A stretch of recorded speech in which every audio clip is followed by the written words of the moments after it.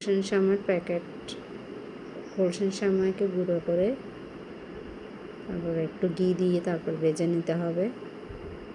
1 চামচ ঘি দিয়ে একটু ভাজা ভাজা হয়ে আসলে তারপরে একটা ডিম, চিনি, 2 চামচ দুধ, 2 চামচ চিনি, ডিম দিয়ে মেখে তারপরে একটা বয়মের ঢাকনি দিয়ে নিজের পছন্দ মতো আর কি একটা শেপ দিয়ে নেওয়া।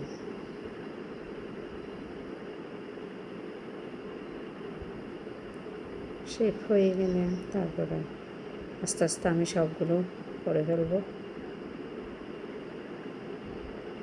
করা হয়ে গেছে রেডি। এখন আমি তেল মধ্যে ভেজে নিব একটা একটা আস্তে আস্তে।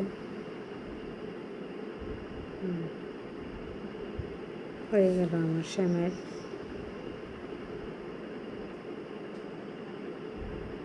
নাস্তা রেডি।